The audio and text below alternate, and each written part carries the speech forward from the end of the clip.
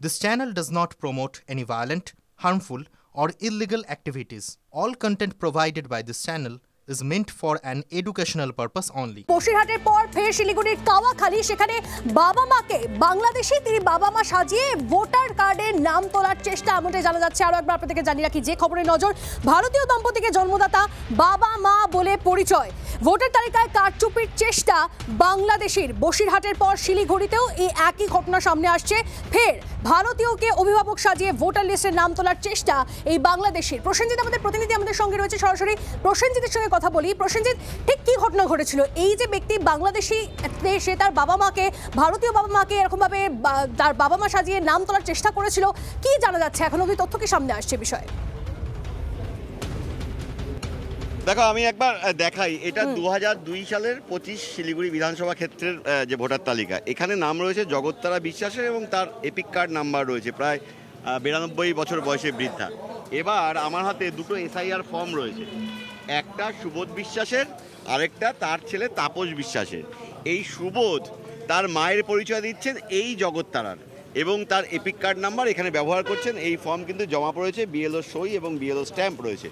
সুবোধের ছেলে তাপস, তিনিও কিন্তু 2002-এ নাম নেই সুবোধ এবং তাপসের, তিনিও এই নাম বাঁচানোর জন্য জগত্তারাকে ঠাকুমা হিসেবে দেখাচ্ছেন এবং এই এপিক কার্ড ব্যবহার করছেন।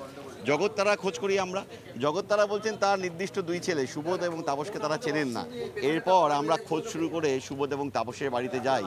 তারা স্বীকার করে নিচ্ছেন 2014-র পর বাংলাদেশ থেকে আসেন এবং বাংলাদেশে সুবোধের আসল যে বাবা তার নামও ছিল রাজেন্দ্র বিশ্বাস এবং সেই নামের মিল থাকায় যে রাজেন্দ্র এখানে যে আসল ভারতীয় রাজেন্দ্র, তিনি 72 সাল নাগাদ মারা গেছেন।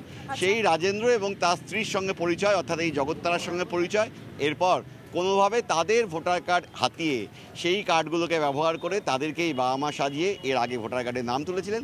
কিন্তু 2002-এর পর যেহেতু তারা 14-তে এসেছে, 2002-এর কোনো নথি তাদের কাছে ছিল না, সেই কারণেই কিন্তু এভাবে এসআইআর ফর্মগুলোকে তারা ফিল আপ করে জমা দিয়েছেন যাতে তাদের নামটা কোনোভাবে কাটা না যায় এবং তারা ভারতীয় প্রমাণ হয়। যদিও সুবোধ এবং তাপস দুজনে স্বীকার করে দিচ্ছে তারা বাংলাদেশি, সীমান্ত পেরিয়ে এসেছিলেন এবং নামের মিল থাকায় এই রাজেন্দ্রবাবুর নাম এবং তার স্ত্রী জগত্তারার নাম ব্যবহার করেছিলেন। জগত্তারা তার মা নয়।